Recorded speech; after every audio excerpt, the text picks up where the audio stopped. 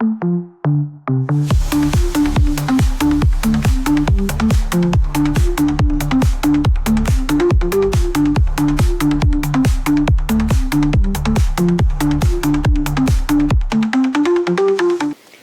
guys, we're back. Talk Truly is the name of this podcast. If you're watching it on any other platform, you could go to talktruly.com and it'll take you right to the page where to watch it. YouTube is our home. Truly Effortless Events is the company. My name is Ed Calais. Today, we have none other than the most famous bookkeeper I've ever met in my life. Because not only is she a bookkeeper, she is a comedian. So if she doesn't make you laugh during this podcast, something is wrong. We're going to have to give her a hard time. Ladies and gentlemen, we have Bridgette Martin with Silver Star Bookkeeping. Yes. Hello, Ed. How are you? I am doing great. I'm just sitting over here going like, okay, what's the joke? Yeah, there's no, I don't know. People don't want to joke about their finances, right? Well, you're right. Oh, finance is no joke. No laughing matter. No. Oh. But I try to lighten the mood about it. So. Well, you know, I know you're not a native to Chattanooga. I am not. I'm not. Florida? Yes. I Somebody. Well, I've been doing my homework. Yeah. Oh, you've been, okay. I was wondering. I was like, I don't remember telling you that. When you call it homework, okay? Yes, you're right. It's a good. That's what you do. I'm not stalking you. I'm just doing my homework. Yeah. Yeah. Okay. So what brought you to Chattanooga? I came to Chattanooga with my last job, which was working with Publix. I was in the management there, and they had transferred me to Chattanooga from Knoxville. I had moved to Knoxville from Tampa, Florida, to run a comedy club. So that's what brought me to East Tennessee, and I've been here since it's almost 20 years that I've been in East Tennessee. So you're from Tennessee now? Pretty much. Every time people say, where are you from? I'm just like, well, I guess I am from here now. I think I'm just from here. Well, you know, that's how it goes. Yeah. So what got you into bookkeeping? I mean, comedy to bookkeeping. Right. Yeah. I get that face a lot. So I was doing comedy pretty much full time up until 2021 because I got sick. That's how we met. Or 2022. Yes, that's how we met, was doing comedy, because I was at the Comedy Catch down in Chattanooga. I was running the open mic program, and that's where I met Ed. But I wasn't funny, so well, really. I wouldn't say you weren't funny. It's open mic. So. It's open mic. And we're like, you know, what's black, white, and red all over, you know? Yeah. The newspaper. Right. And the level of talent is just all over the place for open mic. So. I've met quite a few people doing comedy. I used to do improv, and it's something that I love. And if it wasn't for comedy, I wouldn't have become friends with you. Exactly. And to be honest with you, you know, when you told me you were, you know, bookkeeping, I'm like, what? Right. Yeah, that doesn't match. But I started in comedy actually as a comedy club manager. So I was in the background. I was doing behind the scenes stuff. And one of the things that I did for the club that I worked for was bookkeeping, but I did it wrong. I came in and I took over for somebody else, and they're like, this is just how we do everything. So I just continued to do everything the way they did it. And the CPA hated me because they would be like, why did you do it this way? I'm like, I don't know. That's just how I was taught to do it. So I learned how to do bookkeeping wrong, which helps me help other people because I can see why they do things a certain way, because I would have done it that way too. But also talking to that CPA, and it was difficult for him because he was dealing with somebody who didn't know what they were doing. And it was difficult for me because he's talking over my head. So it's kind of helped me in terms of helping people understand what they're doing in terms of bookkeeping, because I can come down, I don't want to say to their level, but I can, instead of talking over their head, I'm able to lay it down in layman terms. Yes, in layman terms. And I'm more than happy to educate and take the time to make sure people understand, because I remember that was really frustrating for me, just being told that I was doing it wrong, but there was no explanation behind that. It was just, this is wrong. And I'm like, oh, okay. Well, you know, I'm sure some people might tell you that when somebody tells me this is wrong, I'm like, oh yeah, well, I'm going to do it anyway. Right. Oh, and that does happen too. That does happen. And that does happen. So, but that's where I learned how to do it. And then I didn't do it for a very long time. And I used to help comedians with the business side of being a comedian. And part of that was light bookkeeping, like teaching people how to track their income and expenses, especially in the world of live performance. Every dollar counts because you don't make that much. So trying to keep track Wait. So that wasn't that wasn't just your experience. wait. I thought that Rolls Royce I saw outside was yours. I'm going like, oh, Bridgette's here. Yeah, I wish. I wish that comedy did that for me. But it's just one of those things that there's just not a lot of money in live entertainment unless you're upper tier, super famous, viral, some would say. And then you're only working when you want to, not working because you have to. Exactly. Yeah. You know, So it's like I said, it's pretty wild. And I think you're right. Being a comedian, you help disarm insecurity and any type of doubt that people have about what they're doing. I know for one fact, it's kind of funny. I use you. You're my bookkeeper. And I am the least amount of bookkeeping person in the world. So whenever I say something to you, I think I'm about to get my shoot out or something, and you're like, oh no, get it. No, and that's because a lot of people that I talk to when I do consults, one of the first things I hear is I'm so embarrassed because they didn't know what they were doing or they were doing it and then they kind of fell off of it as their business grew. So I talk to a lot of people who that's like the first concern is they're just so embarrassed for somebody else to see what they have or haven't done. And I'm just like, don't even worry about it. I have seen so much that there's really nothing that you can show me that's going to make me go, you're an idiot.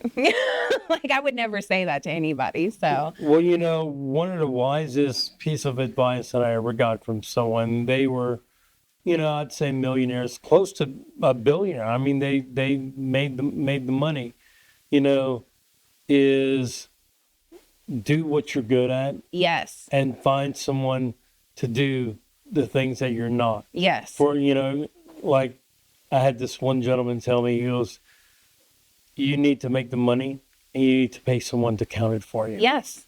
Yeah, because that's not why you got into business, right? Nobody gets into business because they want to do bookkeeping unless they're a bookkeeper and that's their business. But that's when they say they're embarrassed. I'm like, hey, man, you didn't get into event coordination to do bookkeeping. Well, I've been in sales all my life. Right. Okay. So, which is kind of the unspoken enemy of accountants is a salesman, because salesmen are like, oh, you mean that doesn't work? Yeah. And the look that I've gotten from accountants were like, Well, accountants don't have a sense of humor. Generally, like they're very dry. And I think that's a little, the unique thing that I bring to the table is we're going to have, I'm not going to say it's going to be like super fun, but it's not going to be boring.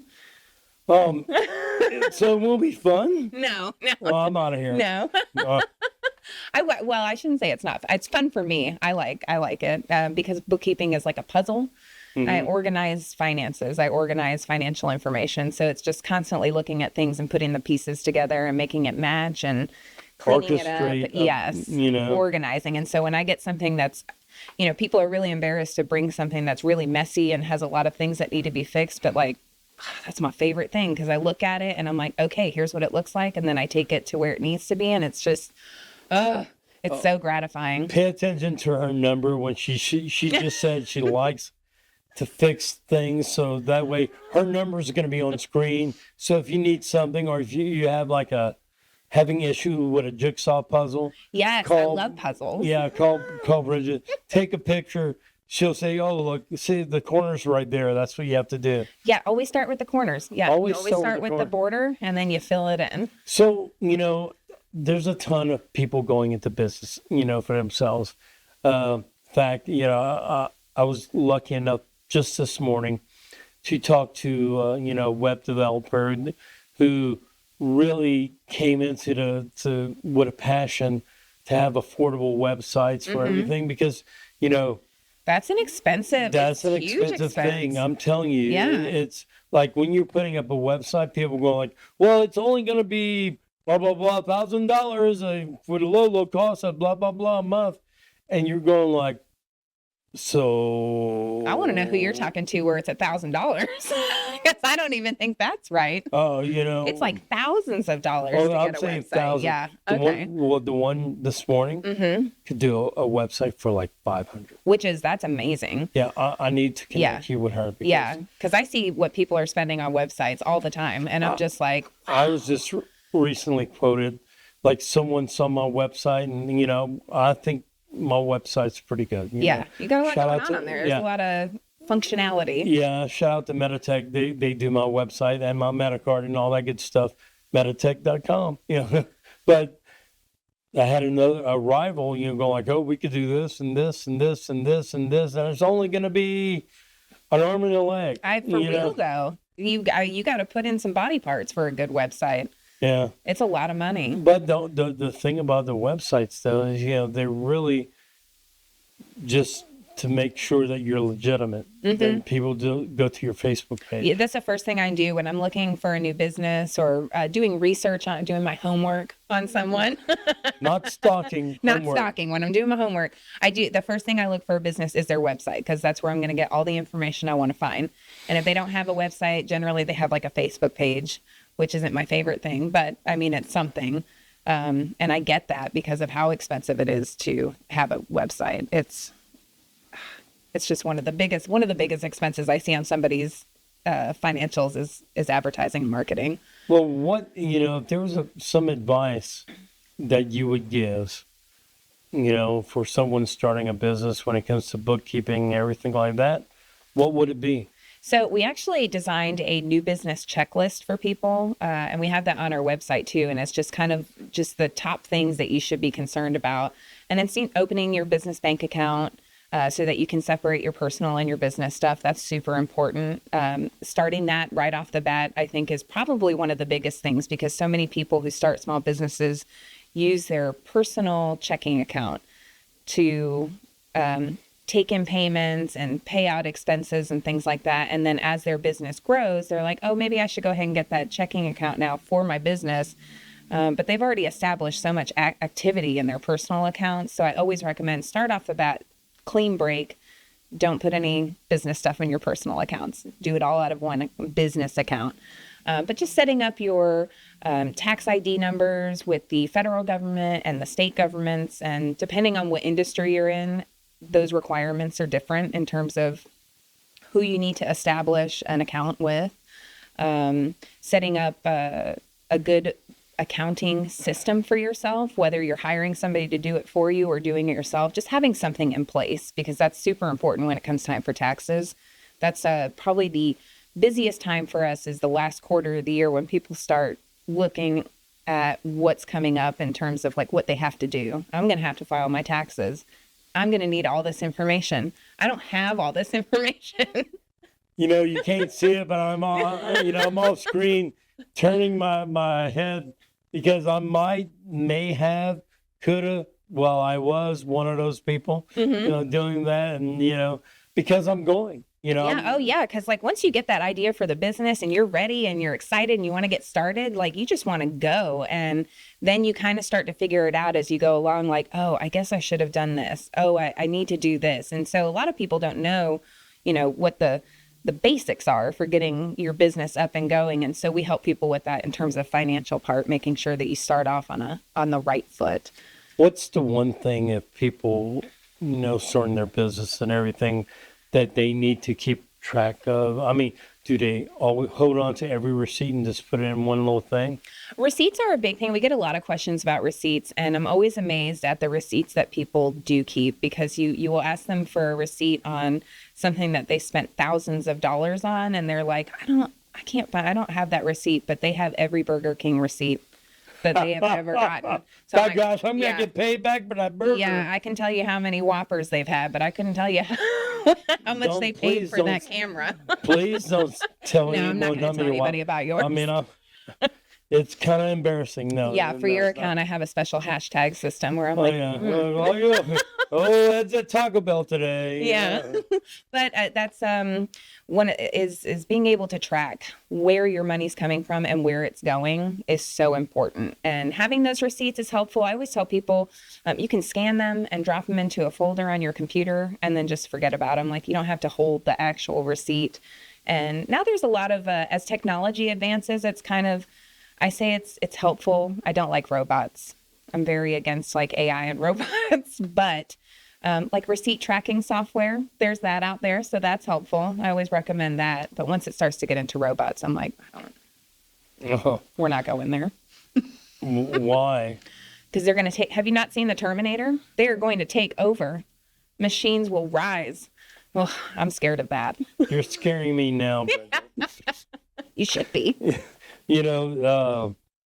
So, one thing that I know for personal experience, dealing with bookkeepers, like I always felt like, and which makes me even more grateful for you, is not being scolded for doing the wrong thing. No. When you're looking for a bookkeeper, that's one of the things that you want to do. It not like you don't scold people. Do you just do Tennessee or North Georgia? No, we actually, our company started in Ringgold. So our office was not far from here. And so we have a lot of clients in the Northwest Georgia area. When I started with the company, my primary responsibility was networking. So I got to work with the Catoosa Chamber a lot. So a lot of our business comes from this area. And then we've been expanding into Chattanooga. Our office is now in Chattanooga. So we've got a lot of Chattanooga businesses. But I've got businesses that are in Alabama, businesses that have entities established in Arkansas and North Carolina. And we have businesses that operate in New York, because we can service anybody all over the United States. That's the great thing about bookkeeping now is with the way that technology has advanced, it's kind of allowed people to grow beyond the geographical border that you're in. So somebody could just Zoom call you. Oh, yeah. And just go over everything. Yeah. And I'm a very in-person person. I like to meet people in person and talk to them and get to know them. But as things evolve, people are becoming very accustomed to a video meeting. They want to, we can just do a video call. Since COVID. Yeah, COVID really did push a lot of that forward. So for me, it's just been kind of, I've been trying to get used to doing more video calls and things like that with people. But it is helpful in terms of expanding our business outside of this area, because then I can talk to anybody anywhere about anything. Well, I would imagine a Zoom call is a little more efficient because you're pulling everything on. It is. It is. It just, even just with the drive time, because I did spend a lot of time like driving to different clients' offices and things like that. And sometimes that's needed. It is. It is. And there's people that I definitely I need to meet them in person. They're in-person people, and that's fine. I love that. But it has helped in terms of my travel because I'd spend so many hours a day in a car just going from place to place to place. And now being able to just do back-to-back calls on a video is very helpful. Very helpful. Well, so let's kind of fall back on the comedy. Okay. Not that I'm curious, what got you into comedy? Well, like I mentioned, I was working for a comedy club, and I started doing that right out of college. I originally started doing promotions where I was just making phone calls trying to get Congratulations on the, college, good job. Yeah, my college worked out well for me. Yeah. Great job. An anthropology major, and this is... Oh my God. Yeah. It's just not worth it. No, it isn't. And that was, I was in college for a while, and then it was like, well, if you want to do anything with anthropology, you can teach or work at a museum. And in either case, you have to get your PhD. And I was like, I don't know that I want to keep dumping money into this because neither of those options appeal to me. Yeah. So I Okay. None of it appealed to you, but you got that degree. Well, because the subject matter appealed to me. Yeah. I think anthropology is fascinating, and my specialty, my focus was in linguistics because I like language and sociology and things like that. So I think going into comedy is kind of in that realm of anthropology because I'm studying people. studying the crowds Yeah. and things like that. So I think I still kind of get some use out of it. Well, yeah. I'm not a teacher or a museum worker, but I certainly do some anthropological research. Well, that's good that you get a little bit out of it. Yeah. So you got into the comedy club. Well, so yeah, I started working for that comedy club, and I was doing promotions, just calling people, trying to get them to come out to shows. And then I started working my way up there, doing more admin-y tasks. I did like data entry and ticket sales and website updates, and I started designing ads for their newspaper and posters that we put outside to advertise our acts. And then I started booking comedians, and I was managing the restaurant part of it, which was, I would never want to do that again. Managing a nightclub is not, that is a job. All right. So here's a quick question. Yeah. 4 people. Who's your Rushmore? My Rushmore for comedy? Yeah. Okay. So Carl LaBove, number 1. I love Carl LaBove. He used to tour with Sam Kinison, and he's amazing. I love him. I'd have to put John Mulaney up there because he's probably the only comedian that will come out with a special that I will watch on TV. Because again, being an in-person person, I like to watch comedy live. So he's the only one that I will watch just on TV. Sebastian Maniscalco. I don't think I've ever heard of him. He's very, very funny. He had a few specials he was hot for a minute. I don't remember where he came from, like why he got so popular, but he's very funny. And I guess Wendy Liebman. Wendy Liebman. She's from the 80s. And I saw her on a special on, I think it was Showtime, and it was called Women of the Night. And it was all female comedians and back in the 80s. And she was hilarious. Queen of Misdirection. I love her. Oh, that's the way to do it. Yeah. I love misdirection. Make people think you're going one way, and then you hit them with something else. Boom. Yes. The Hangover, the movie The Hangover, to me, was one complete misdirection. Yes. Yeah, that you never knew where those guys were going with any of that. The whole time I was watching that movie, I was just going like, did that just happen? Yeah. And I grew up in the 80s where it's like, this is what I grew up to. And then I guess we had so many decades of not having that to having it. I think the world needs more comedy. Yes. We have right now, if you go to the theater, all you have is Marvel and horror. Yeah, there are a lot of horror movies coming out right now. Yeah. Yeah, big time. And there's still some comedy out there, but yeah.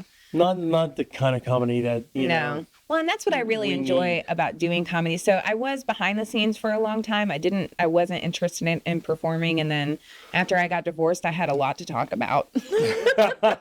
So that's what pushed me into it. And I really like being able to be a part of an experience that gives people a break from every day. From reality, because it's an hour and a half where you're not thinking about your kids, you're not thinking about work, you're not thinking about grocery shopping, you're just laughing and having a good time, thinking about these miseries that I'm sharing with you on stage. Well, it's kind of funny. We kind of touched a bit of this before podcast started about, foul language and anything like that. To me, comedy gives you permission to curse. Yeah. Because if you're mimicking a comedian, it's okay because they're really the ones that said it. You're just saying what they said. You're just repeating it. You're just repeating it.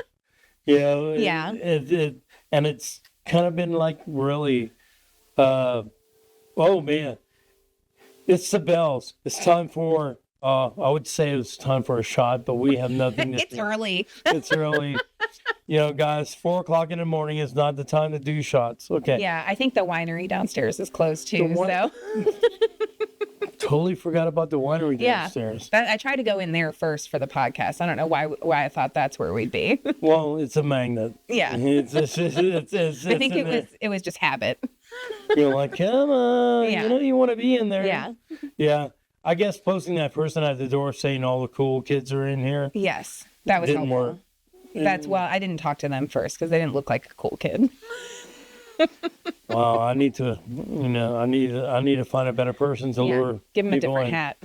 Different hat. Yeah, different. I think it was the hat that turned me on. The comedy back to bookkeeping, comedy, bookkeeping, going back and forth here. Yeah. Well, so I performed for a long time. I was on the road all over the Southeast, up and down the East Coast. I went all the way out to Hawaii and back.